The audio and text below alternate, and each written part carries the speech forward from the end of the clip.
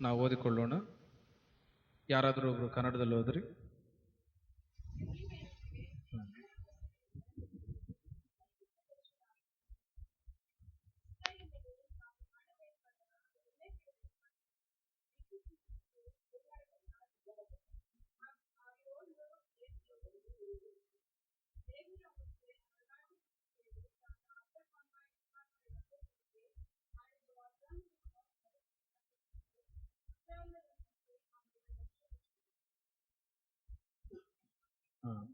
ಓದಿರುವಂತ ಆ ವಾಕ್ಯಗಳಲ್ಲಿ ನಾವು ಧ್ಯಾನಿಸುವಾಗ తెలుగಲ್ಲಿ నిర్గమకాండ 2వ అధ్యాయము 23, 24, 25 వాక్యాలు. ಕರ್ತನಾದ ದೇವರು ಆ ದಿನಗಳಲ್ಲಿ ಇಸ್ರಾಯೇಲ್ ಪ್ರಜೆಗಳು ಅವರು ಪ್ರಾರ್ಥನೆ ಮಾಡಿದ ಸಂದರ್ಭವನ್ನು ನಾವು ಅಲ್ಲಿ ನೋಡುತ್ತಾ ಇದ್ದೇವೆ. ಇಸ್ರಾಯೇಲ್ ಪ್ರಜೆಗಳು 430 ವರ್ಷ ಅವರು ಐಗುಪ್ತ ದೇಶದಲ್ಲಿ ಅವರು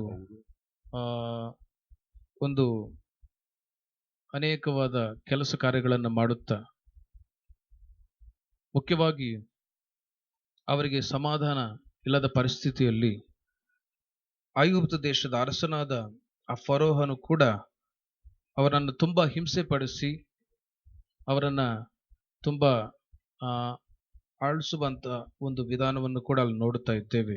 ಆದರೆ ಮುಖ್ಯವಾಗಿ ಇಸ್ರಾಯೇಲ್ ಪ್ರಜೆಗಳು ಅವರಿಗೆ ಬಂದಂತ ಎಲ್ಲ ಕಷ್ಟಗಳಲ್ಲಿ ಅವರು ಮಾಡಿದಂತ ಒಂದು ಒಳ್ಳೆ ಕೆಲಸ ಏನೆಂದ್ರೆ, ಕರ್ತನನ್ನು ನೋಡಿ ಅವರು ಪ್ರಾರ್ಥನೆಯನ್ನ ಮಾಡಿದರು. ಅವರು ಮಾಡುವಂತ ಎಲ್ಲ ಕೆಲಸ ಕಾರ್ಯಗಳಲ್ಲಿ ಎಷ್ಟೋ ಕಷ್ಟಗಳು, ಅಲ್ಲಿರುವಂತ ರಾಜನ ಮೂಲಕವಾಗಿ, ಕೆಲಸ ಮಾಡಿಸುವವರ ಮೂಲಕವಾಗಿ ಪ್ರಜೆಗಳು ಹಿಂಸೆ ಪಟ್ಟದರಿಂದ ಅವರಿಗೆ ಬಂದಂತ ಶ್ರಮೆಯಲ್ಲಿ ಇಸ್ರಾಯೇಲ್ ಪ್ರಜೆಗಳು ಏನ್ ಮಾಡಿದ್ದಾರೆ ಅಂದ್ರೆ, ಅವರು ಕರ್ತನಿಗೆ ಮೊರೆ ಇಟ್ಟರು ಅಂತೇಳಿ ನಾವು ಓದುತ್ತಾ ಇದ್ದೇವೆ. ಅನೇಕ ಸಂದರ್ಭದಲ್ಲಿ ನಾವು ಕೂಡ ಕಷ್ಟಗಳು, ಸಮಸ್ಯೆಗಳು ಬಂದಾಗ ದೇವರ ಕಡೆ ನೋಡಿ ನಾವು ಕೂಡ ಮೊರೆ ಇಡುವುದು ಇಲ್ಲ ಪ್ರಾರ್ಥನೆ ಮಾಡುವುದು ತುಂಬಾ ಉತ್ತಮವಾದದ್ದು. ಲೋಕದ ಮನುಷ್ಯರು ಇಂಥ ಅನುಭವದಲ್ಲಿ ಯಾರೂ ಕೂಡ ಜೀವಿಸಲಿಕ್ಕೆ ಸಾಧ್ಯವಿಲ್ಲ. ಯಾಕಂದ್ರೆ ಈ ಲೋಕಾಧಿಕಾರಿಯಾದಂಥ ಸೈತಾನನು ಅನೇಕರನ್ನ ತನ್ನ ಕಡೆಗೆ ಸೆಳೆದುಕೊಂಡು ನರಕಕ್ಕೆ ಕೊಂಡೊಯ್ತಾ ಇದ್ದಾನೆ. ಆದರೆ ನಾವು ದೇವರ ಮಕ್ಕಳಾಗಿ ಅನೇಕ ಕಷ್ಟಗಳು, ಸಮಸ್ಯೆಗಳು, ನಂತರ ಆಶೀರ್ವಾದಗಳನ್ನು ಹೊಂದಿಕೊಳ್ಳುವುದಕ್ಕೋಸ್ಕರ ಈ ವಿಧವಾದಂಥ ಉಪವಾಸ ಪ್ರಾರ್ಥನೆ ಮೂಲಕವಾಗಿಯೇ ದೇವರು ನಮಗೆ ಜಯವನ್ನ ಕೊಡುತ್ತಾರೆ, ಇನ್ನೂ ದೇವರು ಕೊಡಲಿದ್ದಾರೆ. ಹಲ್ಲೆಲೂಯಾ. ಉಪವಾಸ ಪ್ರಾರ್ಥನೆ ಎಂಬುದು ಒಂದು ಶ್ರೇಷ್ಠವಾದ ಒಂದು ಪ್ರಾರ್ಥನೆ. ಉಪವಾಸ ಪ್ರಾರ್ಥನೆ ಮೂಲಕವಾಗಿ ಜಯ ಜೀವಿತವನ್ನ ದೇವರು ಕರ್ತನು ನಮಗೆ ಕೊಡುತ್ತಾರೆ. 3 ಹೊತ್ತು ತಿಂದು ಪ್ರಾರ್ಥನೆ ಮಾಡುವುದು ಅದು ಒಂದು ವಿಧವಾದ ಪ್ರಾರ್ಥನೆ. ಆದರೆ ಒಂದೊತ್ತು ಉಪವಾಸ ಇದ್ದು ಪ್ರಾರ್ಥನೆ ಮಾಡುವಾಗ ದೇವರು ನಮ್ಮ ಪ್ರಾರ್ಥನೆಗೆ ಉತ್ತರವನ್ನು ಕೊಡುತ್ತಾರೆ. ಸಾಧ್ಯವಾದಷ್ಟು ನಾನು ಕೂಡ ಹೇಳುತ್ತಾ ಇರ್ತೇನೆ, ಕುಟುಂಬದಲ್ಲಿ ಕೆಲವು ಸಮಸ್ಯೆಗಳು ಬಂದಾಗ, ಇಲ್ಲದಿದ್ದರೆ ಒಂದು ಶುಭ ಕಾರ್ಯವನ್ನು ನಾವು ಮಾಡುವಾಗ ಮುಂಚಿತವಾಗಿ ನಾವು ಪ್ರಾರ್ಥನೆಯಿಂದಲೇ ನಾವು ಪ್ರಾರಂಭಿಸುವಾಗ ದೇವರು ಆ ಕಾರ್ಯವನ್ನ ಆಶೀರ್ವದಿಸಲಿದ್ದಾರೆ. ಹಲ್ಲೆಲೂಯಾ. ಮುಖ್ಯವಾಗಿ ಬರುವಂತ ದಿನಗಳಲ್ಲಿ ಈ ಹಳೆ ಮನೆಯನ್ನ ಕಿತ್ತು ಹೊಸ ಮನೆಯನ್ನ ಕಟ್ಟಲಿದ್ದಾರೆ. ಹಲ್ಲೆಲೂಯಾ. ಹೊಸ ಮನೆಯನ್ನ ಕಟ್ಟುವುದಕ್ಕೋಸ್ಕರ ಮುಂಚಿತವಾಗಿ ದೇವರ ಸಹಾಯವನ್ನು ನಾವು ಕೇಳಿಕೊಂಡಿದ್ದೇವೆ. ಕರ್ತನು ಮನೆಯನ್ನ ಆಶೀರ್ವಾದಕರವಾಗಿ ಕಟ್ಟಿಸುವಂತೆ ದೇವರು ಕೃಪೆ ತೋರಿಸಲಿ. ಮುಂಚಿತವಾಗಿ ಈ ವಿಧವಾಗಿ ಪ್ರಾರ್ಥನೆ ಮಾಡುವುದರಿಂದ ಎಲ್ಲ ಅಡಚಣೆಗಳನ್ನ ಕರ್ತನು ನೀಗಿಸುತ್ತಾರೆ. ಅದೊಂದು ನಂಬಿಕೆ ನಮ್ಮಲ್ಲಿ ಇರುವುದರಿಂದ ಈ ವಿಧವಾಗಿ ನಾವು ಕೂಡಿ ಅನೇಕ ವಿಷಯಗಳಿಗೋಸ್ಕರ ಪ್ರಾರ್ಥನೆ ಮಾಡುತ್ತೇವೆ. ಇದೇ ರೀತಿಯಾಗಿ ನಾವು ಪ್ರಾರ್ಥನೆಯಲ್ಲಿ ಅತ್ಯಧಿಕವಾಗಿ ಇರುವಾಗ ಎಲ್ಲ ಆಶೀರ್ವಾದಗಳನ್ನ ದೇವರು ನಮಗೆ ಕೊಡುತ್ತಾರೆ, ಅಡಚಣೆಗಳು ಕೂಡ ದೇವರು ನೀಗಿಸುತ್ತಾರೆ. ಬೈಬಲ್ ಗ್ರಂಥದಲ್ಲೂ ಕೂಡ ನಾವು ನೋಡುವಾಗ ಇಸ್ರಾಯೇಲ್ ಪ್ರಜೆಗಳು ಅವರು ಕೂಡ ದೇವರನ್ನ ನೋಡಿ ಪ್ರಾರ್ಥನೆ ಮಾಡಿದರು ಅಂತೇಳಿ ನಾವು ನೋಡುತ್ತೇವೆ. ಪ್ರಾರ್ಥನೆಯನ್ನು ದೇವರು ಕೇಳಿ ಅಬ್ರಹಾಮು, ಇಸಾಕು, ಯಾಕೋಬರ ಜೀವಿತದಲ್ಲಿ ಮಾಡಿರುವಂತ ಎಲ್ಲ ವಾಗ್ದಾನಗಳನ್ನ ದೇವರು ನೆನಪು ಮಾಡಿಕೊಂಡು ದೇವರು ಕೂಡ ಆಲೋಚನೆ ಮಾಡಿದರು. ಏನಂತ ಅಂದ್ರೆ, ಇಸ್ರಾಯೇಲ್ ಪ್ರಜೆಗಳು ಅವರು ನನ್ನ ಮಕ್ಕಳು ಆತ್ಮಿಕವಾಗಿ, ಅವರು ಪಡುವಂತ ಕಷ್ಟದಲ್ಲಿ ನಾನು ಕೂಡ ಜೊತೆ ಇದ್ದು ಅವರನ್ನು ಬಿಡಿಸಬೇಕಂತೇಳಿ ಅವರು ಕೂಡ ಕರ್ತನ ನೆನಪು ಮಾಡಿಕೊಂಡು ಅವರನ್ನ ನೋಡಿದರು, ಅವರನ್ನ ಗಮನಿಸಿ ಅವರ ಬಳಿಯಲ್ಲಿ ಮೋಶೆ ಎಂಬ ನಾಯಕನನ್ನ ಕಳುಹಿಸಿ ಆ ಮೋಶೆಯ ಮೂಲಕವಾಗಿ ದೇವರು ಏನ್ ಮಾಡಿದ್ರು ಅಂತ ಹೇಳಿದ್ರೆ, ಐಗುಪ್ತು ದೇಶದಿಂದ ಅವರನ್ನ ಬಿಡುಗಡೆಯನ್ನ ಕೊಟ್ಟರು. ಇಸ್ರಾಯೇಲ್ ಪ್ರಜೆಗಳು ಅನೇಕ ಸಂದರ್ಭದಲ್ಲಿ ಕಷ್ಟಗಳನ್ನ ಅವರು ಅನುಭವಿಸುವಾಗ ಮುಖ್ಯವಾಗಿ ಪ್ರಾರ್ಥನೆಯ ಮೂಲಕವಾಗಿಯೇ ಅವರು ಜಯವನ್ನ ಹೊಂದಿಕೊಂಡರು. ಹಲ್ಲೆಲೂಯಾ. ನಾವು ಕೂಡ ಈ ಜೀವನ ಯಾತ್ರೆಯಲ್ಲಿ ದೇವರ ಮಕ್ಕಳಾಗಿ ಜೀವಿಸುವಾಗ ಕಷ್ಟಗಳು ಸಮಸ್ಯೆಗಳು ಬಂದಾಗ ಯಾವುದೋ ಒಂದು ಸಾರಿ ಪ್ರಾರ್ಥನೆ ಮಾಡಿ ಬಿಟ್ಟು ಬಿಡಬಾರದು. ಆದರೆ ಅನೇಕ ಸಾರಿ ನಾವು ಪ್ರಾರ್ಥನೆಯಲ್ಲೇ ಮುಂದುವರಿಯುತ್ತಾ ಹೋಗಬೇಕು. ಕಷ್ಟ ಬಂದರೂ ಸುಖವಾಗಿದ್ದರೂ ಕೂಡ ಪ್ರಾರ್ಥನೆಯಿಂದಲೇ ನಾವು ಜಯವನ್ನ ಹೊಂದಿಕೊಳ್ಳುವುದಕ್ಕೆ ಪ್ರಾರ್ಥನೆ ತುಂಬಾ ಮುಖ್ಯವಾದದ್ದು ಅಂತೇಳಿ ಈ ಸಂದರ್ಭದಲ್ಲಿ ನಾವು ತಿಳಿದುಕೊಳ್ಳಬೇಕು.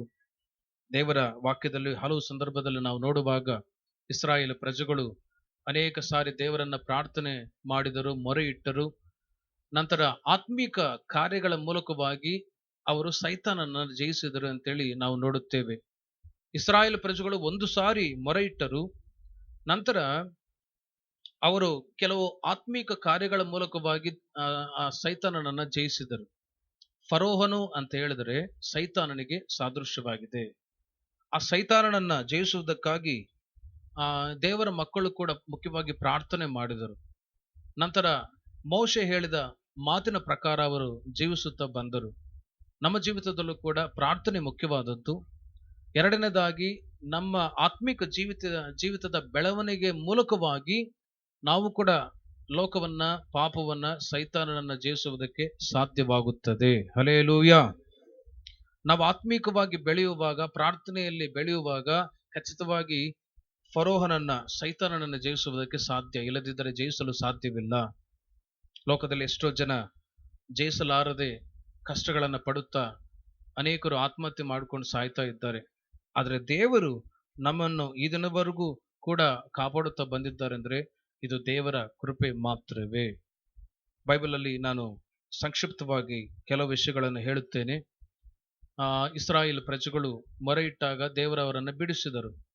ಆದರೆ ಸೈತಾನನು ಸುಮ್ಮನೆ ಬಿಟ್ಟಿಲ್ಲ. ಮತ್ತೆ ಇಸ್ರಾಯೇಲ್ ಪ್ರಜೆಗಳನ್ನ ಬಾಧೆ ಪಡಿಸುವಂತೆ, ಹಿಂಸೆ ಪಡಿಸುವಂತೆ ಎಷ್ಟೋ ಕಷ್ಟಗಳನ್ನ ಅವರ ಜೀವಿತದಲ್ಲಿ ಉಂಟು ಮಾಡಿದನು. ಆದ್ರೆ ನಮ್ಮ ಜೀವಿತದಲ್ಲೂ ಕೂಡ ಅಂತ ಕಷ್ಟಗಳು ಬಂದಾಗ ನಾವೇನ್ ಮಾಡಬೇಕು ಎಂಬ ಎಚ್ಚರಿಕೆ ಮಾತುಗಳನ್ನ ಈ ಸಮಯದಲ್ಲಿ ನಾನು ಹೇಳುತ್ತೇನೆ. ಈ ಮಾತುಗಳನ್ನೆಲ್ಲ ಕೇಳಿ ನಮ್ಮ ಹೃದಯದಲ್ಲಿ ಅವನ್ನ ಭದ್ರವಾಗಿಟ್ಟುಕೊಂಡು ನಡೆಯುವುದಾದರೆ ನಿಶ್ಚಯವಾಗಿ ನಮಗೂ ಕೂಡ ದೇವರು ಜಯ ಕೊಡಲಿ. ಹಲ್ಲೆಲೂಯಾ. ಇಸ್ರಾಯೇಲ್ ಪ್ರಜೆಗಳು ಅವರಿಗೆ ಅನೇಕ ಸಂದರ್ಭದಲ್ಲಿ ಸೈತಾನನು ಅಡಚಣೆಗಳನ್ನ ಉಂಟು ಮಾಡಿದ್ದನು. ಆ ಅಡಚಣೆಗಳನ್ನು ಯಾವ ರೀತಿ ನಾವು ಜಯಿಸಬೇಕು? 1ನೇ ಅಧ್ಯಾಯ 11ನೇ ವಾಕ್ಯವನ್ನ ನೀವು ನೋಡುವುದಾದರೆ, ವಿಮೋಚನ ಕಾಂಡ 1ನೇ ಅಧ್ಯಾಯ 11ನೇ ವಾಕ್ಯದಲ್ಲಿ ಇಸ್ರಾಯೇಲ್ ಪ್ರಜೆಗಳನ್ನ ಸೈತಾನನು ಇಲ್ಲ ಫರೋಹನು ಹಿಂಸೆ ಪಡಿಸಿದಾಗ ಮೊದಲನೇದಾಗಿ ಪ್ರಾರ್ಥನೆ ಮಾಡಿ ಜಯ ಹೊಂದಿದರು. ಸೈತಾನನು ಇಲ್ಲ ಫರೋಹನು ಅವರಿಗೆ ಉಂಟು ಮಾಡಿದಂತ ಎರಡನೇ ಕಷ್ಟ ಯಾವುದು ನೋಡ್ರಿ. 1ನೇ ಅಧ್ಯಾಯ 11ನೇ ವಾಕ್ಯ.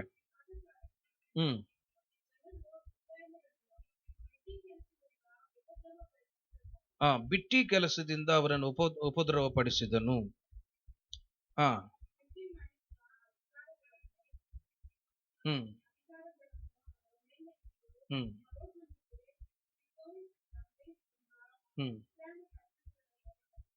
ನೋಡ್ರಿ, ಅಲ್ಲಿ ನೋಡುವಾಗ ಅನೇಕ ವಿಧವಾದ ಭಾರವಾದ ಕೆಲಸಗಳನ್ನ ಅವ್ರ ಮೇಲೆ ಇಟ್ಟು ತುಂಬಾ ಹಿಂಸೆ ಪಡಿಸುತ್ತಾನೆ ಅಂತೇಳಿ ತೆಲುಗಿನ ಬೈಬಲ್ ಅನ್ನು ನಾವು ಅರ್ಥದಿಂದ ನಾವು ತಿಳಿಯುತ್ತೇವೆ. ದೇವರ ಪ್ರಜೆಗಳನ್ನ ಬಿಟ್ಟಿ ಕೆಲಸ ಅಂತ ಹೇಳಿದ್ರೆ ಸುಮ್ಮನೆ ಕೆಲಸ ಇಲ್ಲದೆ ಇದ್ರು ಕೂಡ ಅವರನ್ನ ಕೆಲಸ ಹುಟ್ಟಿಸಿ ಆ ಕೆಲಸ ಮಾಡು, ಈ ಕೆಲಸ ಮಾಡು, ಆ ಭಾರ ಹೊತ್ಕೋ, ಈ ಭಾರ ಹೊತ್ಕೋ ಅಂತೇಳಿ ಅವರನ್ನ ಹಿಂಸೆ ಪಡಿಸುವುದೇ ಒಂದು ಬಿಟ್ಟಿ ಕೆಲಸ ಅಂತ ಹೇಳ್ತಾರೆ. ಅಂತ ಬಿಟ್ಟಿ ಕೆಲಸಗಳನ್ನ ಆ ಫರೋಹನು ಇಲ್ಲದಿದ್ದರೆ ಸೈತಾನನು ಅವರ ಮೇಲೆ ಒಂದು ನೊಗವಾಗಿ ಹೊತ್ತುಕೊಳ್ಳುವಂತೆ ಮಾಡುತ್ತಾ ಬಂದನು. ಸೈತಾನನ ಕೆಲಸ ಏನಂದ್ರೆ ಬಿಟ್ಟಿ ಕೆಲಸಗಳನ್ನ ಅಧಿಕವಾಗಿ ಕೊಡುವುದೇ ಸೈತಾನನ ಕೆಲಸ. ಆದ್ರೆ ಯೇಸು ಸ್ವಾಮಿ ಹೇಳ್ತಾ ಇದ್ದಾರೆ, ನಿಮ್ಮ ಭಾರವನ್ನೆಲ್ಲ ನನ್ನ ಮೇಲೆ ಹಾಕಿರಿ ಅಂತೇಳಿ.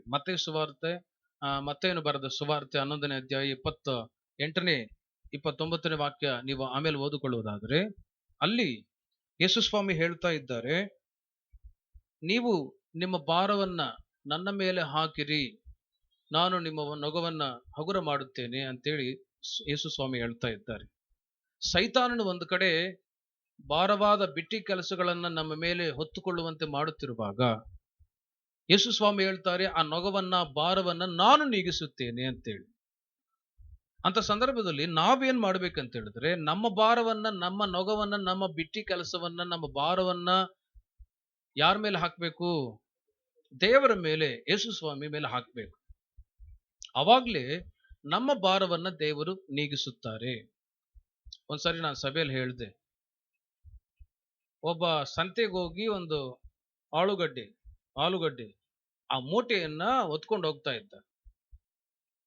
ಹೋಗ್ತಾ ಇದ್ದವನು ಒಂದು ಆಟೋ ಬಂದಾಗ ಅವನೇನ್ ಮಾಡ್ದ ಅಂತ ಹೇಳಿದ್ರೆ, ಆ ಆಟೋದವನು ಅದೇ ಊರಿಗೆ ಸಂಬಂಧಿಸಿದ ಮನುಷ್ಯ, ಅವನಿಗೆ ಗೊತ್ತಿರುವಂತ ಮನುಷ್ಯ. ಅವನಂತಾನೆ, ಅಯ್ಯ ಆಟೋದಲ್ಲಿ ಕೂತ್ಕೋ ಅಂತ ಹೇಳ್ದ. ನಾನು ಕೂಡ ನಮ್ಮೂರಿಗೆ ಹೋಗೋದು ಹತ್ತು ಅಂತೇಳಿ. ಅವನೇನ್ ಮಾಡ್ದ, ಆ ಆಲೂಗಡ್ಡೆ ಮೂಟೆಯನ್ನ ನೆತ್ತಿ ಮೇಲೆ ಇಟ್ಕೊಂಡೆ ಆಟೋದಲ್ಲಿ ಕೂತ್ಕೊಂಡ. ಆ ಡ್ರೈವರ್ ಅಂತಾನೆ, ನಿನ್ಗೆ ತಲೆ ಕೆಟ್ಟಿದೆ ನಿನಗೆ, ಆ ಮೂಟೆಯನ್ನ ಆಟೋದಲ್ಲಿ ಇಟ್ಬಿಟ್ಟು ಕೂತ್ಕೋ ಅಂತಾನೆ. ಇವನು ಹೇಳ್ತಾನೆ, ಯಾಕೆ ಬಿಡಿ ನಿನಗೆ ಯಾಕೆ ಭಾರ ಅಂತಾನೆ. ನನಗಲ್ಲ ಸ್ವಾಮಿ ಭಾರ, ನಿನ್ ತಲೆ ಮೇಲೆ ಇಟ್ಕೊಂಡಿದೆ, ನಿನಗ್ ಭಾರ ಇದೆ, ಅದನ್ನ ಆಟೋದಲ್ಲಿ ಇಟ್ಕೊಂಡು ಕೂತ್ಕೋ ಅಂತಾನೆ. ಆದ್ರೂ ಕೂಡ ಅವನ ಅಂತಾನೆ, ನಿನಗೆ ಯಾಕೆ ಭಾರ ಅಂತ. ಅದೇ ರೀತಿ ಅವನ ತಲೆ ಮೇಲೆ ಇಟ್ಕೊಂಡು ಆ ಊರಿಗೆ ಹೋದ್ನೇ ಹೊರತು ಭಾರವನ್ನ ಇಳಿಸ್ಲಿಲ್ಲ. ಇದೇ ರೀತಿಯಾಗಿ ಕೆಲವರು ಕಷ್ಟ ಬಂದಾಗ, ಚಿಂತೆ ಬಂದಾಗ, ಹಿಂಸೆಗಳು ಬಂದಾಗ ಅವರ ಭಾರವನ್ನ ಅವರೇ ಹೊರ್ತಾ ಇರ್ತಾರೆ. ಅವಾಗ ಏನಾದ್ರೂ ಪ್ರಯೋಜನ ಇರುತ್ತಾ? ಏನು ಪ್ರಯೋಜನ ಇಲ್ಲ. ಅದಕ್ಕೆ ಯೇಸು ಸ್ವಾಮಿ ಹೇಳ್ತಾರೆ, ನಿಮ್ಮ ಭಾರವನ್ನ, ನಿಮ್ಮ ನೊಗವನ್ನ ನನ್ನ ಮೇಲೆ ಹೊರಿಸ್ರಿ ಅಂತೇಳಿ. ಅವಾಗ ದೇವರು ನಮಗೆ ಕೊಡುವಂತ ಒಂದು ಆಶೀರ್ವಾದ ಏನಂತ ಹೇಳಿದ್ರೆ, ಅದು ಸಮಾಧಾನ. ಹಲ್ಲೆಲೂಯ. ದೇವರು ನಮಗೆ ಸಮಾಧಾನವನ್ನು ಕೊಡ್ತಾರೆ. ಆ ಸಮಾಧಾನವನ್ನ ಹೊಂದಿಕೊಳ್ಳುವುದಕ್ಕೋಸ್ಕರ ನಾವೇನ್ ಮಾಡ್ಬೇಕಂದ್ರೆ, ಯಾರ ಹತ್ರ ಬರ್ಬೇಕು? ಯೇಸು ಸ್ವಾಮಿ ಹತ್ರ ಬರ್ಬೇಕು. ಅದಕ್ಕೆ ಹೇಳ್ತಾರೆ ಮತ್ತೇಯು ಸುವಾರ್ತೆ, ನನ್ನ ಬಳಿಗೆ ಬನ್ನಿರಿ, ನಾನು ನಿಮಗೆ ವಿಶ್ರಾಂತಿಯನ್ನ, ಸಮಾಧಾನವನ್ನ ಕೊಡುತ್ತೇನೆ ಅಂತೇಳಿ. ಆದ್ರಿಂದ ದೇವರ ಮಕ್ಕಳಾಗಿರುವಂತ ನಾವು ಹಲವು ಸಂದರ್ಭದಲ್ಲಿ ಪ್ರತಿ ಭಾನುವಾರ ದೇವರ ಸನ್ನಿಧಿಗೆ ಯಾಕೆ ಬರ್ತಾ ಇರ್ತೇವೆ? ನಮ್ಮ ಭಾರವನ್ನ ದೇವರ ಮೇಲೆ ಹಾಕಿ ನಾವು ಸಮಾಧಾನದಿಂದ ಜೀವಿಸುವುದಕ್ಕೋಸ್ಕರ ನಾವು ದೇವರ ಸನ್ನಿಧಿಗೆ ಬರುತ್ತಾ ಇರ್ತೇವೆ. ಆದ್ದರಿಂದಲೇ ನೋಡ್ರಿ, ಇವಾಗ ನಾವೆಲ್ಲರೂ ಸಮಾಧಾನವಾಗಿ ಜೀವಿಸುತ್ತಾ ಇದ್ದೇವೆ. ದೇವರಿಗೆ ಮಹಿಮೆಯುಂಟಾಗಲಿ. ಆ ಸಮಾಧಾನವನ್ನ ನಾವು ಹೊಂದಿಕೊಳ್ಳುವಂತೆ ಇನ್ನೂ ಅಧಿಕವಾಗಿ ದೇವರ ಸನ್ನಿಧಿಗೆ ಬರುವಾಗ ನಮ್ಮ ಭಾರವನ್ನು ನೀಗಿಸಿ ದೇವರು ಸಮಾಧಾನವನ್ನು ಕೊಡುತ್ತಾರೆ. ಆದ್ರೆ ಸೈತಾನನು ಒಂದು ಕಡೆ ಭಾರವನ್ನ ಹೆಚ್ಚಾಗಿ ಮಾಡುವಂತೆ ಕ್ರಿಯೆ ಮಾಡ್ತಾನೆ ಇರ್ತಾನೆ, ಅವನ ಕೆಲಸ ಅದೇ. ಆದ್ರೆ ನಾವು ದೇವರ ಸನ್ನಿಧಿಗೆ, ದೇವರ ಹತ್ತಿರವಾಗಿ ಎಷ್ಟು ಒಂದು ಸಹವಾಸವನ್ನ ಉಂಟು ಮಾಡಿಕೊಳ್ಳುತ್ತೇವೋ ಅಷ್ಟಾಗಿ ದೇವರು ನಮಗೆ ಸಂತೋಷವನ್ನು ಕೊಡ್ತಾನೆ. ನಮ್ಮ ಭಾರವು, ನಮ್ಮ ಬಿಟ್ಟಿ ಕೆಲಸ ಇಲ್ಲದಂತೆ ಒಂದು ಆಶೀರ್ವಾದಕರವಾಗಿ ನಡೆಯುವಂತೆ ದೇವರು ಕೃಪೆ ತೋರಿಸುತ್ತಾರೆ. 1ನೇ ಅಧ್ಯಾಯ 16ನೇ ವಾಕ್ಯವನ್ನು ನೀವು ನೋಡುವುದಾದರೆ, ಮತ್ತೊಂದು ಬಾರಿ ಸೈತಾನನು ಇಲ್ಲ ಫರೋಹನು ಅವರ ಜೀವಿತದಲ್ಲಿ ಉಂಟು ಮಾಡುವಂತ ಕ್ರಿಯೆ ನೋಡ್ರಿ. ಹಾ ಹಾ ನೋಡ್ರಿ, ಎರಡನೇದಾಗಿ ನಾವು ನೋಡಬಹುದ್ರೆ ಅಲ್ಲಿ ಇಬ್ರಿಯರ ಸಂಖ್ಯೆ ಆ ದಿನಗಳಲ್ಲಿ ಬೆಳೆಯುತ್ತಾ ಬಂದಿದೆ. ಅವರ ಸಂತಾನ ದಿನೇ ದಿನೇ ಹೆಚ್ಚಾಗುತ್ತಾ ಬರ್ತಾ ಇದೆ. ಮತ್ತೊಂದು ಕಡೆ ಈ ಐಗುಪ್ತ ದೇಶದ ಅವರ ಜನಸಂಖ್ಯೆ ಏನಾಗ್ತಾ ಇದೆ? ದಿನೇ ದಿನೇ ಕಡಿಮೆ ಆಗ್ತಾ ಬರ್ತಾ ಇದೆ. ಅವಾಗ ಅಲ್ಲಿರುವಂತ ಆ ದೇಶದ ಅರಸನ್ ಏನ್ ಮಾಡ್ತಾನಂದ್ರೆ, ಇಬ್ರಿಯರು ಅವರ ಜನಸಂಖ್ಯೆ ದೇಶದಲ್ಲಿ ಹೆಚ್ಚಾಗ್ತಾ ಬರ್ತಾ ಇದೆ. ಆದ್ದರಿಂದ ಅವರು ಯಾರಾದರೂ ಕೂಡ ಸ್ತ್ರೀಯರಲ್ಲಿ ಮಕ್ಕಳನ್ನ ಅವರು ಹಡೆದ್ರೆ ಅವರನ್ನ ನೀವು ಸಾಯಿಸ್ರಿ, ಹೆಣ್ಮಕ್ಳಾದ್ರೆ ಬಿಟ್ಬಿಡ್ರಿ ಸಾಯಿಸ್ತಾ ಹಾಗೆ ಅಂತೇಳಿ ಒಂದು ಆಜ್ಞೆಯನ್ನು ಕೊಟ್ಟರು.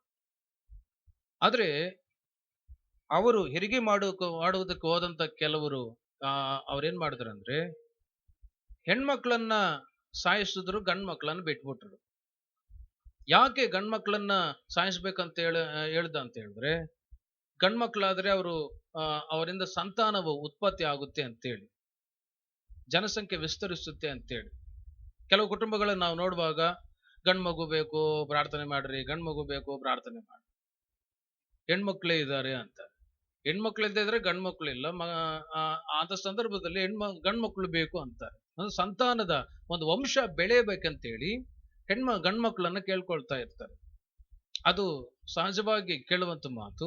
ಅದೇ ಸಂದರ್ಭದಲ್ಲಿ ಇಲ್ಲಿ ನಾವು ನೋಡುವಾಗ ಗಂಡು ಮಕ್ಕಳನ್ನ ಸಾಯಿಸಿದ ಹಾಗೆ ಹೆಣ್ಮಕ್ಳನ್ನು ಸಾಯಿಸಿದ್ರು. ಅದರಿಂದ ಹೆಬ್ರಿಯರ ಸಂಖ್ಯೆ ದಿನೇ ದಿನ ಬೆಳೆಯುತ್ತಾ ಬಂತು. ಇದೊಂದು ಸೈತಾನನ, ಫರೋಹನು ಆ ಅರಸನು ಮಾಡಿರುವಂತ ಒಂದು ಕುಯುಕ್ತಿ, ಸೈತಾನನ ಕ್ರಿಯೆ. ಇದರ ಅರ್ಥ ಏನಂತ ಹೇಳಿದ್ರೆ, ಗಂಡು ಮಗ ಅಂತ ಹೇಳುವಾಗ ಅದು ಒಂದು ಜಯ ಜೀವಿತಕ್ಕೆ ಸಾದೃಶ್ಯವಾಗಿದೆ. ಹಲ್ಲೆಲೂಯಾ, ಜಯ ಜೀವಿತಕ್ಕೆ ಸಾದೃಶ್ಯವಾಗಿದೆ ಗಂಡು ಮಗು ಅಂತ ಹೇಳಿದ್ರೆ. ನಾವು ದೇವರ ಮಕ್ಕಳಾಗಿ ಒಂದು ಜಯ ಜೀವಿತವನ್ನ ಮಾಡುತ್ತಾ ಇರುವಂತ ದೇವರ ಮಕ್ಕಳು. ಯೇಸು ಸ್ವಾಮಿಯ ಬಳಿ ಬಂದು ಆತ್ಮಿಕವಾಗಿ ಬೆಳೆಯುತ್ತಾ ಯಾವ ವಿಧವಾದಂತ ಅಪಜಯಗಳು ಬರದ ಹಾಗೆ ಯೇಸು ಕ್ರಿಸ್ತನಲ್ಲಿ ನಾವು ಜಯ ಜೀವಿತವನ್ನ ಮಾಡುತ್ತಾ ಇದ್ದೇವೆ. ಆ ಜಯ ಜೀವಿತವನ್ನ ಮಾಡಬಾರದು ಅಂತೇಳಿ ಸೈತಾನನ ಏನ್ ಮಾಡ್ತಾ ಇದ್ದಾನೆ ಅಂದ್ರೆ, ಅಪಜಯಗಳನ್ನು ಉಂಟು ಮಾಡುವಂತೆ, ಇವರ ಜಯ ಹೊಂದಬಾರದು, ಇವರ ಸಂತತಿ ವಿಸ್ತರಿಸಬಾರದು, ಹೆಚ್ಚಾಗಬಾರದು ಅಂತೇಳಿ ಸಾಯಿಸ್ಬೇಕಂತೇಳಿ ಸೈತಾನ ಕ್ರಿಯೆ ಮಾಡ್ತಾ ಇರ್ತಾನೆ. ಇನ್ನು ಇದರ ಅರ್ಥ ಹೇಳ್ಬೇಕಂತ ಹೇಳಿದ್ರೆ, ಕೆಲವರು ಮಾನಸಾಂತರ ಹೊಂದಿ ದೀಕ್ಷಾಸನ ತೆಗೆದುಕೊಂಡು ದೇವರ ಸನ್ನಿಧಿಗೆ ಬರುವಾಗ ಕೆಲವು ದಿನಗಳು ಚೆನ್ನಾಗಿ ಬರ್ತಾ ಇರ್ತಾರೆ. ಮತ್ತೆ ಕೆಲವು ದಿನಗಳಾದ ನಂತರ ಏನ್ ಮಾಡ್ತಾನೆ ಸೈತಾನನು, ಯಾಕೆ ಚರ್ಚಿಗೆ ಹೋಗ್ತೇವೆ ಬಿಡು, ಮನೆಯಲ್ಲಿ ಕೂತ್ಕೊಂಡು ಪ್ರಾರ್ಥನೆ ಮಾಡ ಅಂತ. ಯಾಕೆ ಚರ್ಚಿಗೆ ಹೋಗೋದು, ಅಷ್ಟು ದೂರ ಹೋಗಕ್ಕಾಗಲ್ಲ ಅನ್ನಂಗ್ ಮಾಡ್ತಾನೆ. ಇನ್ನು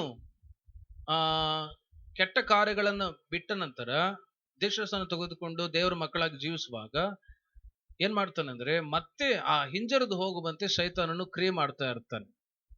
ಮತ್ತೆ ಕೆಟ್ಟ ಅಭ್ಯಾಸಗಳಿಗೆ ಹೋಗು ಅಂತೇಳಿ.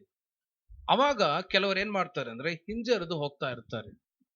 ಆದ್ರೆ ಆ ಹಿಂಜರುವಿಕೆಯು ನಮ್ಮ ಜೀವಿತದಲ್ಲಿ ಉಂಟಾಗದಂತೆ ದೇವರು ನಮಗೆ ಜಯವನ್ನ ಕೊಡುತ್ತಾರೆ. ಹಲ್ಲೆಲೂಯಾ. ಹಿಂಜರಿದು ಹೋಗದಂತೆ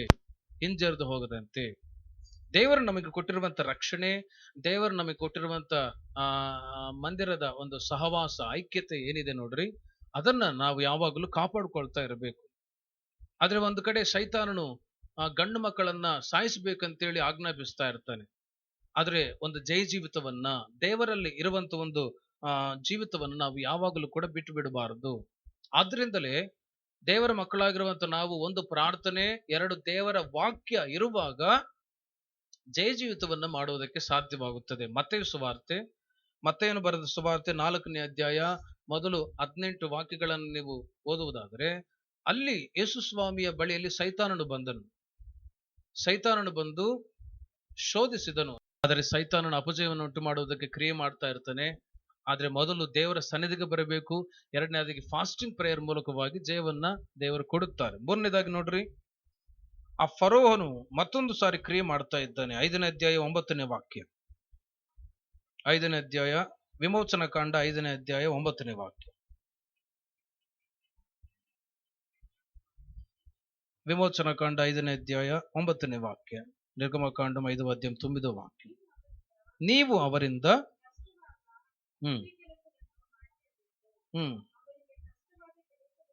ಹಾ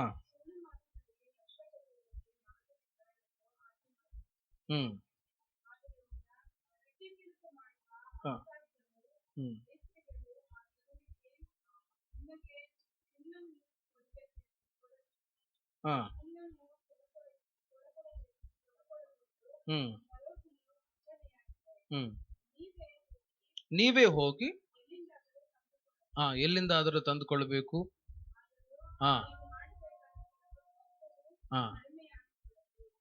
ನೋಡ್ರಿ, ಅಲ್ಲಿ ನಾವು ಓದುವಾಗ ಈ ಫರೋಹನು, ಸೈತಾನನು ಏನ್ ಮಾಡ್ತಾನಂದ್ರೆ, ಮೊದಲು ಸ್ವಲ್ಪ ಕಷ್ಟ ಕೊಡ್ತಾ ಬಂದ.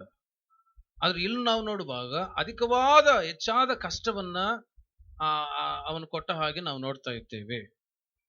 ಮೊದಲು ಆ ಫರೋಹನು ಕೆಲಸ ಮಾಡಿಸುವಂತ ವ್ಯಕ್ತಿಗಳು ಏನ್ ಮಾಡಿದ್ರು ಅಂತ ಹೇಳಿದ್ರೆ, ಅವರು ಮಣ್ಣನ್ನ, ಹುಲ್ಲನ್ನ ತೆಗೆದುಕೊಂಡು ಅವರೇ, ಇದು ತಗೋ, ಇವು ನೀನು ಇಟ್ಟಿಗೆಗಳನ್ನ ತಯಾರು ಮಾಡು ಅಂತೇಳಿ ಬೇಕಾಗಿರುವಂತ ಎಲ್ಲ ಮೆಟೀರಿಯಲ್ಸ್ ಮುಂಚಿತವಾಗಿ ಕೊಟ್ಟು ಕೆಲಸ ಮಾಡಿಸ್ತಾ ಇದ್ರು.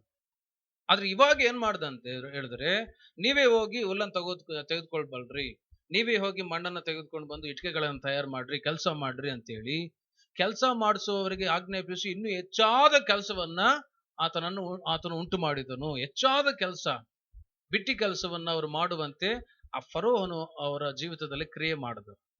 ಇದರ ಅರ್ಥ ಏನಂದ್ರೆ, ನಾವು ಕೂಡ ದೇವರ ಮಕ್ಕಳಾಗಿ ಜೀವಿಸುವಾಗ, ದೇವರ ಸನ್ನಿಧಿಗೆ ಬಂದು ಒಂದು ಜೈ ಜೀವಿತವನ್ನು ಮಾಡುತ್ತಿರುವಾಗ, ಈ ಸೈತಾನನ್ ಏನ್ ಮಾಡ್ತಾನೆ ಅಂತ ಹೇಳಿದ್ರೆ, ಹೆಚ್ಚಾದ ಕೆಲಸವನ್ನು ಕೊಡ್ತಾನೆ. ಹೆಚ್ಚಾದ ಕೆಲಸ ಮಾಡು, ಕಷ್ಟಪಡು, ದುಡಿದು ಹೆಚ್ಚಾದ ಸಂಪಾದನೆ ಮಾಡು ಅಂತೇಳಿ ಅದರ ಮೇಲೆ ಹೆಚ್ಚಾದ ಮನಸ್ಸನ್ನು ಉಂಟು ಮಾಡ್ತಾನೆ. ದೇವರ ಮೇಲೆ ಇಂಟ್ರೆಸ್ಟ್ ಅನ್ನು ಏನ್ ಮಾಡ್ತಾನೆ, ಕಡಿಮೆ ಮಾಡ್ತಾನೆ. ಹೆಚ್ಚಾಗಿ ಇಲ್ಲ, ಅದೇ ಹೇಳ್ತಾ ಇರೋದು, ಹೆಚ್ಚಾಗಿ ನೀವು ಕೆಲಸ ಮಾಡ್ರಿ ಅಂತೇಳಿ ಭಾರವಾದ ಒಂದು ಕೆಲಸವನ್ನ ಆತನು ಕೊಟ್ಟನು. ಈ ಭಾರವಾದ ಕೆಲಸ ಮಾಡಿದಾಗ, ದುಡಿಮೆ ಹೆಚ್ಚಾದಾಗ ಹಣ ಬರುತ್ತೆ ಹೆಚ್ಚಿಗೆ. ಹಣ ಹೆಚ್ಚಾದಾಗ ಏನಾಗುತ್ತೆ, ದೇವರ ಮೇಲಿರುವಂತ ಆಸಕ್ತಿ ಕಡಿಮೆ ಆಗುತ್ತೆ. ಅವಾಗ ದೇವರಿಲ್ಲ, ಗೇವರಿಲ್ಲ, ಪ್ರಾರ್ಥನೆ ಇಲ್ಲ, ಗೆಡ್ತನೆ ಇಲ್ಲ, ತಿಂದು ಮಲಗೋದಷ್ಟೇ. ಸ್ವಾಮಿಯೇ ವಾಮೋ ಏನು నేను అడగముందే ఇంకేమైనా ఉందా?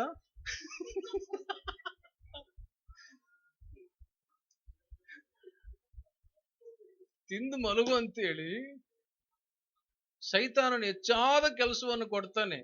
ಲೋಕ ಸುವಾರ್ತೆ 10ನೇ ಅಧ್ಯಾಯವನ್ನು ನೋಡ್ರಿ. ಲೋಕ ಸುವಾರ್ತೆ 10ನೇ ಅಧ್ಯಾಯ 40ನೇ ವಾಕ್ಯ.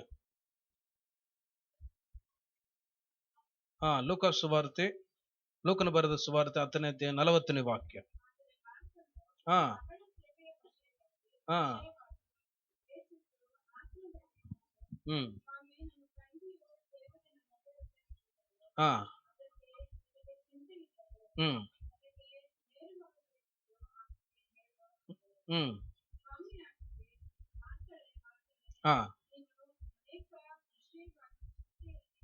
ಅನೇಕ ವಿಷಯವಾಗಿ ಚಿಂತೆಯಲ್ಲಿ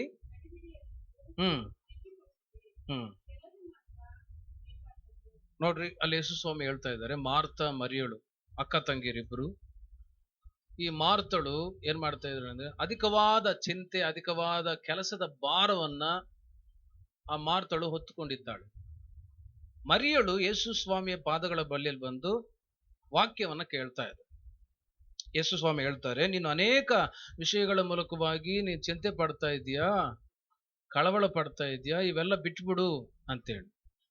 ಕುಟುಂಬದಲ್ಲಿ ಹೆಚ್ಚಾದ ಕೆಲಸಗಳನ್ನ ಸೈತಾನನೇ ಕೆಲವೊಂದ್ಸಾರಿ ಉಂಟು ಮಾಡ್ತಾ ಇರ್ತಾನೆ.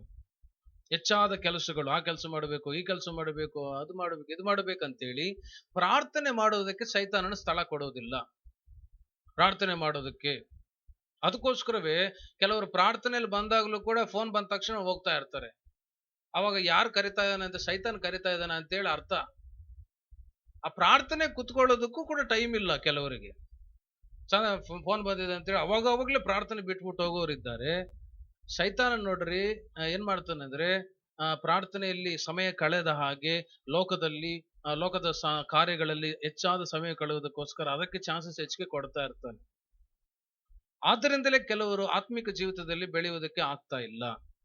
ಪ್ರಾರ್ಥನೆ ಇಲ್ಲದಿದ್ರೆ ಸೈತಾನ ಬರ್ತಾನೆ, ಬಾ ಹೋಗೋಣ ಬೀಚ್ಗೆ ಅಂತಾನೆ. ಪ್ರಾರ್ಥನೆ ಇಲ್ಲದಿದ್ರೆ ಇನ್ನು ಲೋಕ ಸಂಬಂಧವಾದ ಕಾರ್ಯಗಳೆಲ್ಲ ಅವರ ಜೀವಿತದಲ್ಲಿ ಕ್ರಿಯೆ ಮಾಡಿ ಪ್ರಾರ್ಥನೆ ಮಾಡೋದಕ್ಕೆ, ಬೈಬಲ್ ಓದೋದಕ್ಕೆ ಸಮಯವನ್ನ ಕೊಡೋದೇ ಇಲ್ಲ ಸೈತಾನ. ಸೈತಾನ ಕ್ರಿಯೆ.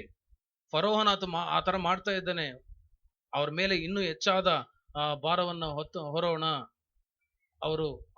ಅವರ ಕೆಲಸವನ್ನ, ಅವ್ರು ಬೇಕಾಗಿರುವಂತಹ ಸಾಮಗ್ರಿಗಳನ್ನ ಅವರೇ ತಂದ್ಕೊಂಡು ಕೆಲಸ ಮಾಡ್ತಾರೆ ಅಂತೇಳಿ ಇನ್ನು ಹೆಚ್ಚಾದ ಕೆಲಸವನ್ನ ಆತನು ಉಂಟು ಮಾಡಿದನು. ಇದರ ಮೂಲಕವಾಗಿ ನಾವು ತಿಳ್ಕೊಳ್ಳುವಂತ ವಿಷಯವೇನೆಂದರೆ, ಹೆಚ್ಚಾಗಿ ಕೆಲಸಗಳನ್ನ ಸೈತಾನ ಉಂಟು ಮಾಡ್ತಾ ಇರ್ತಾನೆ. ಕೆಲಸ ಸಾಯೋ ತನಕ ಇರುತ್ತೆ. 24 ಗಂಟೆ ನಮಗಿದೆ. 1 ಗಂಟೆನಾದ್ರೂ ಪ್ರಾರ್ಥನೆ ಕಳೆದೇ ಇದ್ರೆ ಇನ್ನು ನಮ್ಮ ಜೀವನ ವ್ಯರ್ಥವೇ. ಯೇಸು ಸ್ವಾಮಿ ಹೇಳ್ತಾರೆ ಶಿಷ್ಯರ ಬಳಿಯಲ್ಲಿ, ನೀವು 1 ಗಳಿಗೆ ಆದ್ರೂ ಕೂಡ ನೀವು ಪ್ರಾರ್ಥನೆ ಯಾಕೆ ಮಾಡ್ತಾ ಇಲ್ಲ ಅಂತೇಳಿ. 1 ಗಳಿಗೆ ಅಂದ್ರೆ ಒಂದು ಗಂಟೆ ಆದ್ರೂ ಕೂಡ ಪ್ರಾರ್ಥನೆ ಮಾಡ್ತಾ ಇಲ್ವಲ್ಲ, ಎಚ್ಚರದಿಂದ ನೀವು ಪ್ರಾರ್ಥನೆ ಮಾಡ್ರಿ. ಯೇಸು ಸ್ವಾಮಿ ಹೇಳಿದ ಮಾತಿನ ಪ್ರಕಾರವಾಗಿ ನಮ್ಮ ಕುಟುಂಬದಲ್ಲಿ ಶೋಧನೆ, ಸಮಸ್ಯೆಗಳು ಬರದೆ ಸಂತೋಷವಾಗಿ ನಾವು ನಡೆಯಬೇಕಂತ ಹೇಳಿದ್ರೆ ಖಚಿತವಾಗಿ 1 ಗಂಟೆ ಆದ್ರೂ ಮನೆಯಲ್ಲಿ ಪ್ರಾರ್ಥನೆ ಎಂಬ ಮಾತು ಇರಬೇಕು. ಪ್ರಾರ್ಥನೆ ಜೀವಿತ ಇರಬೇಕು. ಇಲ್ಲದಿದ್ರೆ ಅಸಮಾಧಾನ ಉಂಟಾಗುತ್ತೆ, ಶೋಧನೆಗಳು ಬರ್ತಾ ಇರುತ್ತೆ, ಯಾವಾಗ ನೋಡಿದ್ರು ಹಿಂಸೆಗಳು, ಕಣ್ಣೀರು, ಬಾಧೆಗಳು ಹೆಚ್ಚಾಗ್ತಾ ಇರುತ್ತೆ. ಆದ್ರಿಂದ ನಮ್ಮ ಕುಟುಂಬಗಳಲ್ಲಿ ಹೆಚ್ಚಾಗಿ ಪ್ರಾರ್ಥನೆ ಇರಬೇಕು. ಹಲ್ಲೆಲೂಯಾ. ಕೆಲಸ ಇರುತ್ತೆ, ಆದ್ರೆ ಪ್ರಾರ್ಥನೆ ಸಮಯದಲ್ಲಿ ಪ್ರಾರ್ಥನೆ ಮಾಡಬೇಕು, ಕೆಲಸ ಸಮಯದಲ್ಲಿ ಕೆಲಸ ಮಾಡಬೇಕು. ಪ್ರಾರ್ಥನೆ ಮಾಡುವ ಸಮಯದಲ್ಲೂ ಕೂಡ ಕೆಲಸ ಮಾಡಬೇಕು ಅಂತ ಹೇಳಿದ್ರೆ ಅದರಿಂದ ಫಲಿತ ಏನು ಸಿಗೋದಿಲ್ಲ. 6 ದಿನ ಕಷ್ಟಪಡ್ಬೇಕು, 7ನೇ ದಿನ ನನ್ನ ಸನ್ನಿಧಿಗೆ ಬರ್ರಿ ಅಂತ ಹೇಳಿ ಯೇಸು ಸ್ವಾಮಿ ಹೇಳ್ತಾರೆ. ಆ ದಿನ ಕೂಡ ಕಷ್ಟಪಡಬೇಕು, ದುಡ್ಡು ಸಂಪಾದನೆ ಮಾಡಬೇಕು, ಓಟಿ ಮಾಡಬೇಕು, ದುಡ್ಡು ಗಳಿಸ್ಬೇಕಂತ ಹೇಳಿದ್ರೆ ಮಾರನೇ ದಿನಕ್ಕೆ ಎತ್ತು ಟೈಫಾಯ್ಡ್ ಬಂತು ಎತ್ತು ಅಂತೇಳಿ ಕಷ್ಟಪಟ್ಟಂತ ಎಲ್ಲೋಗುತ್ತೆ, ಹಾಸ್ಪಿಟ್ಲಿಗೆ ಹೋಗಿ ಅವ್ನು ಕ್ರಿಸ್ಮಸ್ ಹಬ್ಬ ಮಾಡ್ಕೊಂತಾನ ಡಾಕ್ಟರ್. ಆ ತರ ಆಗ್ಬೇಕಂತೇಳಿ ನನ್ಗೆ ಹೇಳ್ತಾ ಇಲ್ಲ. ಬಟ್ ದೇವರ ಸಮಯವನ್ನ ಕೂಡ ನಾವು ತೆಗೆದುಕೊಳ್ಳುವುದಾದರೆ, ಅದನ್ನ ಕತ್ತುಕೊಳ್ಳುವುದಾದರೆ, ಆವಾಗ ನಮಗೆ ಆ ತರ ಸಮಸ್ಯೆಗಳು ಬರಬಹುದು. ಅದಕ್ಕೆ ಯೇಸು ಸ್ವಾಮಿ ಹೇಳ್ತಾರೆ, ನನ್ನನ್ನು ನೀವು ಘನಪಡಿಸಿರಿ. ಹಲ್ಲೆಲೂಯಾ. ಈ ಮಾತಿನ ಮೂಲಕವಾಗಿ ಇನ್ನೂ ಹೆಚ್ಚಾಗಿ ದೇವರಿಗೆ ಸಮಯವನ್ನು ಕೊಟ್ಟು, ಪ್ರಾರ್ಥನೆಗೆ ಸಮಯವನ್ನು ಕೊಟ್ಟು, ದೇವರ ವಾಕ್ಯವನ್ನು ಓದುವುದಕ್ಕೆ ಸಮಯವನ್ನು ಕೊಡುವುದಾದರೆ ನಿಶ್ಚಯವಾಗಿ ದೇವರು ನಮ್ಮ ಮಕ್ಕಳನ್ನ ಘನಪಡಿಸಲಿ. ವಿಮೋಚನಾ ಕಾಂಡ 8ನೇ ಅಧ್ಯಾಯ 25ನೇ ವಾಕ್ಯ. ವಿಮೋಚನಾ ಕಾಂಡ 8ನೇ ಅಧ್ಯಾಯ 25ನೇ ವಾಕ್ಯವನ್ನು ನಾವು ಓದೋಣ. ಅಲ್ಲೂ ಕೂಡ ಫರೋಹನು ಮಾಡುವಂತ ಹ್ಮ್ ಹ್ಮ್ ಹ್ಮ್ 28ನೇ ವಾಕ್ಯ.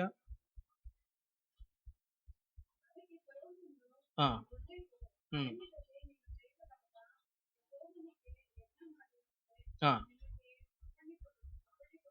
ಕೊಡುತ್ತೇನೆ. ನೋಡ್ರಿ, ದೂರ ಹೋಗಕೂಡದು. 25ನೇ ವಾಕ್ಯ 28ನೇ ವಾಕ್ಯದಲ್ಲಿ ನಾವು ನೋಡುವಾಗ ಆ ಶೈತಾನನು, ಫರೋಹನು 2 ಮಾತು ಹೇಳ್ತಾನೆ. ಏನಂದ್ರೆ, ನೀವು ಹೋಗಿ ಈ ದೇಶದಲ್ಲಿ ನಿಮ್ಮ ದೇವರಿಗೆ ಬಲಿಯನ್ನು ಸಮರ್ಪಿಸಿರಿ ಅಂತ, ಯಜ್ಞವನ್ನು ಸಮರ್ಪಿಸಿರಿ. ಅನಂತರ ಏನಂತಂದ್ರೆ, ನೀವು ಹೋಗ್ರಿ, ಆದ್ರೆ ದೂರ ಹೋಗ್ಬೇಡ್ರಿ ಅಂತೇಳಿ. ನೋಡ್ರಿ, ಈ ಮಾತಿನ ಅರ್ಥ ಏನಂತ ಹೇಳಿದ್ರೆ, ದೇವರು ಇಸ್ರಾಯೇಲ್ ಪ್ರಜೆಗಳು ಅವರು ಕೇಳ್ತಾರೆ ಫರೋಹನ ಹತ್ರ ಬಂದಿದ್ದು, ನೋಡ್ರಿ, ನಾವು ನಮ್ಮ ದೇವರನ್ನ ಆರಾಧಿಸುವುದಕ್ಕೋಸ್ಕರ, ಯಜ್ಞವನ್ನ ಅರ್ಪಿಸುವುದಕ್ಕೋಸ್ಕರ ನಾವು ಕನಾನ್ ದೇಶಕ್ಕೆ ಹೋಗ್ಬೇಕು, ದೇವರು ನಮಗೆ ಹೇಳಿದಂತ ದೇಶ ಅದು ಅಂತೇಳಿ. ಆದ್ರೆ ಆ ಫರೋಹನ ಅಂತಾನೆ, ನೀವು ಹೋಗ್ರಿ, ಈ ದೇಶದಲ್ಲಿ ಯಜ್ಞವನ್ನ ಅರ್ಪಿಸ್ರಿ. ಯಾವ ದೇಶದಲ್ಲಿ? ಯಾವ ದೇಶ ಅದು? ಐಗುಪ್ತ ದೇಶ. ಈ ಐಗುಪ್ತ ದೇಶದಲ್ಲಿ ಯಜ್ಞವನ್ನು ಅರ್ಪಿಸುವುದು ದೇವರಿಗೆ ಹೇಯವಾದದ್ದು, ಅಸಹ್ಯವಾದದ್ದು. ಆ ದೇಶದಲ್ಲಿ ಒಂದು ಶಪಿಸಲ್ಪಟ್ಟಂತ ದೇಶದಲ್ಲಿ ಯಜ್ಞವನ್ನು ಅರ್ಪಿಸಿದ್ರೆ ದೇವರು ಸುಮ್ಮನಿರ್ತಾರ? ಅದಕ್ಕೆ ಅವ್ರು ಹೇಳ್ತಾರೆ ಏನಂತ, ನಾವು ದೇವರು ತೋರಿಸುವಂತ ದೇಶಕ್ಕೆ ಹೋಗಿ ಅಲ್ಲಿ ಯಜ್ಞವನ್ನು ಅರ್ಪಿಸಬೇಕು, ನಮ್ಮನ್ನ ಬಿಟ್ಬಿಡು ಅಂತೇಳಿ. ಆದ್ರೂ ಅವನು ಹೇಳ್ತಾನೆ, ನೀವು ಹೋಗ್ರಿ, ಆದ್ರೆ ಈ ದೇಶದಲ್ಲಿ ಯಜ್ಞವನ್ನು ಅರ್ಪಿಸ್ರಿ, ದೂರ ಹೋಗ್ಬೇಡ್ರಿ ಅಂತೇಳಿ. ಆ ಮಾತಿನ ಅರ್ಥ ಏನಂದ್ರೆ, ಇಲ್ಲಿ ಚರ್ಚ್ಗಳಿಲ್ವಾ, ಅಷ್ಟು ದೂರನೇ ಹೋಗ್ಬೇಕಾ ಅಂತ ಅರ್ಥ. ಇಲ್ಲಿ ಊರಲ್ಲಿ ಚರ್ಚ್ಗಳಿಲ್ವಾ, ಇಲ್ಲಿ ಪ್ರಾರ್ಥನೆ ಮಾಡ್ತಿಲ್ವಾ, ಇಲ್ಲಿ ಸೇವಕರಿಲ್ವಾ, ಇಲ್ಲಿ ಪ್ರಾರ್ಥನೆ ನಡೀತಾ ಇಲ್ವಾ, ಅಷ್ಟು ದೂರನೇ ಹೋಗ್ಬೇಕಾ ಅಂತ. ಅದು ಸೈತಾನನ ಒಂದು ಕ್ರಿಯೆ. ಆ ದಿನಗಳಲ್ಲಿ ಆತರ ಮಾಡ್ದ ಫರೋಹನು. ಯಾಕಂದ್ರೆ ಇವಾಗ ನಮ್ ಚರ್ಚಿಗೆ ನೀವೆಲ್ಲ ಬರ್ತಾ ಇದ್ರಿ, ನಾನು ಕರೆದ್ನ, ನನ್ ಚರ್ಚಿಗೆ ಬರ್ರಿ ಅಂತ. ಇಲ್ಲ, ದೇವರು ನಿಮ್ಮನ್ನ ಹೆಸರಿಟ್ಟು ಕರೆದ್ದರಿಂದ, ದೇವರ ಒಂದು ಪ್ರಣಾಳಿಕೆ, ಆಲೋಚನೆ ನಿಮ್ಮಲ್ಲಿ ದೇವರು ಇರಿಸುವುದರಿಂದ, ದೇವರ ಒಂದು ಮಾತಿಗೆ ವಿಧೇಯರಾಗಿ ಅಲ್ಲಿ ಬಂದ್ರೆ ದೇವರ ಆಶೀರ್ವಾದಗಳನ್ನ, ಆತ್ಮಿಕ ಬೆಳವಣಿಗೆಯನ್ನು ಹೊಂದಿಕೊಳ್ಳುತ್ತೇವೆ ಎಂಬ ಉದ್ದೇಶದಿಂದ ನೀವು ಬರ್ತಾ ಇದ್ದೀರಿ. ಇದು ದೇವರ ಸಂಕಲ್ಪ. ಹಲ್ಲೆಲೂಯಾ. ಆದ್ದರಿಂದ ಅಲ್ಲಿಗೆ ಬರುವಾಗ ನೀವು ಅಲ್ಲಿ ಪ್ರಾರ್ಥನೆ ಮಾಡ್ತಾ ಇದ್ದೀರಿ, ವಾಕ್ಯವನ್ನ ಕೇಳ್ತಾ ಇದ್ದೀರಿ, ಆತ್ಮಿಕ ಜೀವಿತದಲ್ಲಿ ಬೆಳೆಯುತ್ತಾ ಬಂದಿದ್ದೀರಿ. ಆದ್ರೆ ಒಂದ್ ಕಡೆ ಸೈತಾನ ಏನ್ ಮಾಡ್ತಾನಂದ್ರೆ, ನೀವು ಅಷ್ಟು ದೂರ ಯಾಕೆ ಹೋಗ್ತೀರಾ? ಮತ್ತೊಂದು ಕೆಲವು ಸಾರಿ ಅಷ್ಟು ದೂರ ಯಾಕೆ ಹೋಗೋದು, ಸುಮ್ಮನೆ ಚಾರ್ಜ್ ದಂಡ, ಇಲ್ಲದಿದ್ರೆ ಯಾವುದೋ ಒಂದು ಆಲೋಚನೆಯನ್ನು ಹುಟ್ಟಿಸಿ ದೇವರ ಸನ್ನಿಧಿಗೆ ಬರದಂತೆ ಅಡಚಣೆಗಳನ್ನು ಉಂಟು ಮಾಡ್ತಾ ಇರ್ತಾನೆ. ಅಷ್ಟು ದೂರ ಯಾಕೆ? ಸೈತಾನ ಹೇಳ್ತಾ ಇದ್ದಾನೆ, ದೂರ ಹೋಗ್ಬೇಡ್ರಿ ಅಂತ. ಆ ದಿನಗಳಲ್ಲಿ ಅಬ್ರಹಾಮ್, ಇಸಾಕ್, ಯಾಕೋಬ ಎಂಬ ಭಕ್ತರು ಇದ್ದಾರೆ. ಅವರಿಗೂ ಕೂಡ ದೇವರು ಹೇಳಿದಂತ ಮಾತೇನೆಂದ್ರೆ, ನಾನು ಹೇಳುವ ದೇಶಕ್ಕೆ ಹೋಗಿ ಅಲ್ಲಿ ನೀವು ನನಗೆ ಯಜ್ಞವನ್ನು ಅರ್ಪಿಸಿರಿ, ಅಲ್ಲಿ ಹೋಗ್ರೆ ನಾನು ನಿನ್ನ ಆಶೀರ್ವದಿಸುತ್ತೇನೆ ಅಂತ ಹೇಳಿದ್ದಾರೆ. ಅದೇ ಆ ಮಾತಿನ ಮೂಲಕವಾಗಿ ನಾವು ದೇವರು ಹೇಳಿರುವಂತ ಸ್ಥಳಕ್ಕೆ ಬಂದಾಗಲೇ ಅಲ್ಲಿ ದೇವರ ಆಶೀರ್ವಾದಗಳನ್ನು ನಾವು ಹೊಂದಿಕೊಳ್ಳುತ್ತೇವೆ. ದೇವರ ಮಾತಿಗೆ ವಿಧೇಯರಾಗಿ ನೀವು ದೇವರ ಸನ್ನಿಧಿಗೆ ಬರ್ತಾ ಇದ್ದೀರಾ. ಎಷ್ಟು ದೂರವಾದರೂ ಹತ್ರವಾದರೂ ದೇವರ ಸನ್ನಿಧಿಗೆ ಹೋಗ್ಬೇಕು ಅಂತೇಳಿ ಎಂಬ ಆ ಆಲೋಚನೆ ಇರುವುದರಿಂದ ದೇವರು ನಿಮ್ಮ ಕುಟುಂಬಗಳನ್ನು ಆಶೀರ್ವದಿಸ್ತಾ ಇದ್ದಾರೆ. ದೇವರು ಇನ್ನೂ ಅಧಿಕವಾಗಿ ಆಶೀರ್ವದಿಸಲಿ. ಹಲ್ಲೆಲೂಯ. ಯಜ್ಞವನ್ನು ಅರ್ಪಿಸುವುದಕ್ಕೆ, ಪ್ರಾರ್ಥನೆಯನ್ನು ಮಾಡುವುದಕ್ಕೆ, ವಾಕ್ಯವನ್ನು ಕೇಳುವುದಕ್ಕೆ, ಆತ್ಮಿಕವಾಗಿ ಬೆಳೆಯುವುದಕ್ಕೆ ಕುಟುಂಬ ಸಮೇತವಾಗಿ ನಾವು ಎಷ್ಟು ದೂರ ಇದ್ದರೂ ಅಲ್ಲಿಗೆ ಬಂದಾಗಲೇ ಅಲ್ಲಿ ದೇವರ ಪ್ರಸನ್ನತೆಯನ್ನು ನಾವು ನೋಡಲು ಸಾಧ್ಯವಾಗುತ್ತದೆ. ಅಲ್ಲಿ ಬಂದಾಗಲೇ ಆತ್ಮಿಕವಾಗಿ ನಾವು ಬೆಳೆಯುವುದಕ್ಕೆ ಸಾಧ್ಯವಾಗುತ್ತದೆ. ಒಬ್ಬ ವ್ಯಕ್ತಿ ಲೋಕವೆಲ್ಲ ಸಂಪಾದಿಸಿಕೊಂಡು ತನ್ನ ಪ್ರಾಣವನ್ನು ಕಳೆದುಕೊಂಡ್ರೆ ಏನ್ ಪ್ರಯೋಜನ ಇರುತ್ತಾ? ಇಲ್ಲ. ಲೋಕದಲ್ಲಿ ಎಲ್ಲ ಇದಾವೆ, ಆದ್ರೆ ಪರಲೋಕಕ್ಕೆ ಹೋಗದೆ ಇದ್ರೆ ಪ್ರಯೋಜನ ಇಲ್ಲ. ಆದ್ರಿಂದ ಇದೊಂದು ನಿರೀಕ್ಷಣೆಯ ಮಾರ್ಗ. ಈ ಮಾರ್ಗದ ಮೂಲಕವಾಗಿ, ಈ ಪ್ರಾರ್ಥನೆ ಮೂಲಕವಾಗಿ, ಸಹವಾಸದ ಮೂಲಕವಾಗಿ, ಆತ್ಮಿಕ ಬೆಳವಣಿಗೆ ಮೂಲಕವಾಗಿ ನಾವು ಪರಲೋಕಕ್ಕೆ ಹೋಗುವಂತೆ ದೇವರು ಸಹಾಯ ಮಾಡುತ್ತಾರೆ. ದೂರ ಹೋಗಬಾರದು ಅಂತ ಹೇಳಿದ್ರೆ ಅದರ ಅರ್ಥ ಏನಂತ ಹೇಳಿದ್ರೆ, ಇನ್ನೊಂದು ಅರ್ಥ, ಒಂದ್ ಮಾತು ಹೇಳಿ ನಾನು ಮುಗಿಸ್ತೇನೆ. ಯೆಹೆಜ್ಕೇಲನ ಗ್ರಂಥದಲ್ಲಿ ನಾವು ನೋಡುವಾಗ, ಯೆಹೆಜ್ಕೇಲನ ಗ್ರಂಥ 47ನೇ ಅಧ್ಯಾಯ 3ನೇ ವಾಕ್ಯದಿಂದ ನಾವು ನೋಡುವಾಗ, ಯೆಹೆಜ್ಕೇಲನ ಗ್ರಂಥ 47ನೇ ಅಧ್ಯಾಯ 3ನೇ ವಾಕ್ಯ, 47:3.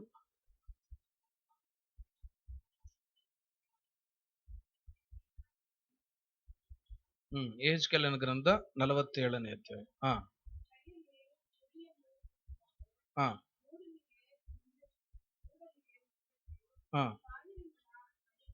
1000 ಮೊಳ.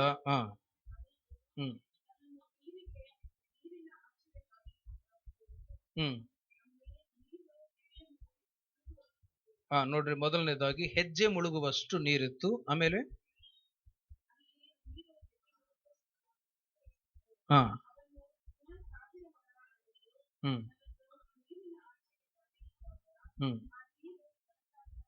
ನೋಡ್ರಿ, ಎರಡನೇದಾಗಿ ಮೊಣಕಾಲುವರೆಗೂ ನೀರು ಬಂತು.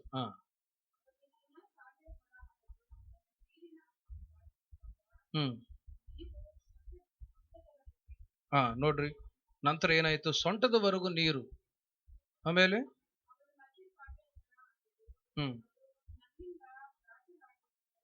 ಅದು ನನ್ನಿಂದ ದಾಟಲಾರದ ತೊರೆಯಾಗಿತ್ತು. ನೋಡ್ರಿ, ಅದರ ಅರ್ಥ ಏನಂತ ಹೇಳಿದ್ರೆ, ಯೆಹೆಜ್ಕೇಲ್ ಎಂಬ ಪ್ರವಾದಿಯನ್ನ ದೇವರು ಏನ್ ಮಾಡ್ತಾ ಇದ್ದಾರೆ ಅಂತ ಹೇಳಿದ್ರೆ, ಆಳವಾಗಿ ಆಳವಾಗಿ ಆ ಪ್ರವಾದಿಯನ್ನ ದೇವರು ನಡೆಸುತ್ತಾ ಹೋಗ್ತಾ ಇದ್ದಾರೆ. ನದಿಯಲ್ಲಿ ನಾವು ಹೋಗುವಾಗ ಹೆಜ್ಜೆಗಳು ಮುಳುಗುತ್ತೆ, ಆಮೇಲೆ ಮೊಣಕಾಲುವರೆಗೂ, ಆಮೇಲೆ ಸೊಂಟದವರೆಗೂ, ಆಮೇಲೆ ಕನ್ನಡದಲ್ಲಿದೆ ದಾಟಲೇನಂತ ನದಿ, ಇನ್ನು ಮುಳುಗಿ ಹೋಗುವಷ್ಟು. ಅಂದ್ರೆ ಆತ್ಮಿಕ ಜೀವಿತದಲ್ಲೂ ಕೂಡ ನಾವು ಕೂಡ ಆಸ್ ಎ ಡೀಪರ್ ಎಕ್ಸ್ಪೀರಿಯನ್ಸ್, ಒಂದು ಆಳವಾದ ಸತ್ಯದಲ್ಲಿ ನಾವು ನಡೆಯಬೇಕು ಅಂತೇಳಿ ಈ ಮಾತಿನ ಅರ್ಥ. ಹಲ್ಲೆಲೂಯಾ. ಲೋಕದಲ್ಲಿ ಎಷ್ಟೋ ಜನಗಳು ನಾಮಕಾರದ ಕ್ರೈಸ್ತರಿದ್ದಾರೆ, ಹೆಸರಿಗೆ ಮಾತ್ರ ಕ್ರೈಸ್ತರು. ಚರ್ಚ್ಗೆ ಹೋಗ್ತಾ ಇರ್ತಾರೆ, ಬರ್ತಾ ಇರ್ತಾರೆ, ಕ್ರಿಸ್ಮಸ್ ಹಬ್ಬಗಳು ಮಾಡ್ತಾ ಇರ್ತಾರೆ, ಎಲ್ಲ ಅಡಿಗೆಗಳು ಮಾಡ್ಕೊಂಡು ತಿಂತಾ ಇರ್ತಾರೆ. ಆ ಮನುಷ್ಯರ ಹಾಗೆ ನಾವು ಇರದ ಹಾಗೆ ಏನ್ ಮಾಡ್ಬೇಕು? ಆಸ್ ಎ ಡೀಪರ್ ಎಕ್ಸ್ಪೀರಿಯನ್ಸ್, ಒಂದು ಆಳವಾದ ಸತ್ಯದಲ್ಲಿ ನಾವು ನಡೆಯುವಾಗಲೇ ಒಂದು ದಿನ ಪರಲೋಕಕ್ಕೆ ನಾವು ಸೇರಲು ಸಾಧ್ಯವಾಗುತ್ತದೆ. ಇಲ್ಲದಿದ್ದರೆ ಸೇರಲಿಕ್ಕೆ ಸಾಧ್ಯವೇ ಇಲ್ಲ. ಆದ್ದರಿಂದಲೇ ನಮಗೂ ಹೆಸರಿಗೆ ಮಾತ್ರ ಕ್ರೈಸ್ತರೆಂಬ ಕರೆಯಲ್ಪಡುವ ಅವರಿಗೊಂದು ಡಿಫ್ರೆನ್ಸಿಯೇಷನ್. ದೋಸೆಗಳಿದಾವೆ, ದೋಸೆ ತಯಾರು ಮಾಡ್ತೀರ, ದೋಸೆ ಕೊಡಪ್ಪ ಅಂತಾರ, ಆ ದೋಸೆ ಕೊಡ್ತಾನೆ. ಅವ ಯಾವ ದೋಸೆ ಬೇಕು ಅಂತಾನ, ಪ್ಲೇನ್ ದೋಸೆ ಕೊಡಂತಾನೆ. ಪ್ಲೇನ್ ದೋಸೆ ಚೆನ್ನಾಗಿರುತ್ತ, ಮಸಾಲೆ ದೋಸೆ ಚೆನ್ನಾಗಿರುತ್ತ? ಅವಾಗ ಮಸಾಲೆ ದೋಸೆ ಕೊಡ್ರಿ ಅಂತ. ಇವಾಗ ಈ ಉಪದೇಶ, ಈ ಒಂದು ನಡೆಸಬೇಕು ಅನ್ನೋದು ಕೂಡ ಇದು ಮಸಾಲೆ ದೋಸೆ ತರ ಇರೋದು. ಹಲ್ಲೆಲೂಯಾ. ದೋಸೆಗಳೆಲ್ಲ ಒಂದೇ, ಹಿಟ್ಟು ಎಲ್ಲ ಒಂದೇ, ಬಟ್ ಇದು ಯಾವ ದೋಸೆ? ಇದು ಮಸಾಲೆ ದೋಸೆ. ಇದು ಪ್ಲೇನ್ ದೋಸೆ ತಿಂದ್ರೆ ರುಚಿ ಇಲ್ಲಪ್ಪ ಅಂತೇಳಿ ತೆಗೆದು ಬಿಸಾಕ್ತಾರೆ. ಅದೇ ಮಸಾಲೆ ದೋಸೆ ತಿಂದ್ರೆ ಟೇಸ್ಟ್ ಆಗಿ ಇನ್ನೊಂದು ಕೊಡಪ್ಪ ಅಂತ ಕೇಳ್ತಾರೆ. ಆ ತರ ಇದು ಆತ್ಮಿಕ ಜೀವಿತದಲ್ಲಿ ನಾವು ಬೆಳೆಯುವಾಗ ಕೂಡ, ಆಳವಾದ ಅನುಭವದಲ್ಲಿ ನಾವು ಹೋಗುವಾಗ ಮಾತ್ರವೇ ನಾವು ದೇವರ ಆಶೀರ್ವಾದಗಳನ್ನ, ಎರಡನೇದಾಗಿ ದೇವರ ರಾಜ್ಯಕ್ಕೆ ನಾವು ಸಿದ್ಧಪಡಲು, ಅಲ್ಲಿ ಸೇರಲು ನಾವು ಸಾಧ್ಯವಾಗುತ್ತದೆ. ಇಲ್ಲದಿದ್ರೆ ಸೇರಲು ಸಾಧ್ಯವಿಲ್ಲ. ಆದ್ದರಿಂದ ಈ ಮಾತುಗಳನ್ನು ಕೇಳಿದ ಪ್ರಕಾರವಾಗಿ ನಾವು ಕೂಡ ಪ್ರಾರ್ಥನೆ ಮಾಡಿಕೊಂಡು ಆತ್ಮಿಕ ಜೀವಿತದಲ್ಲಿ ಬೆಳೆದು ಪರಲೋಕ ರಾಜ್ಯಕ್ಕೆ ನಾವು, ನಮ್ಮ ಮಕ್ಕಳು, ನಮ್ಮ ಕುಟುಂಬ ಎಲ್ಲರೂ ಸಿದ್ಧಪಡೋಣ. ದೇವರು ನಮ್ಮೆಲ್ಲರಿಗೂ ಕೃಪೆಯನ್ನು ಕೊಡಲಿ. ಆಮೇನ್. ಪ್ರಾರ್ಥನೆ ಮಾಡಿಕೊಳ್ಳೋಣ.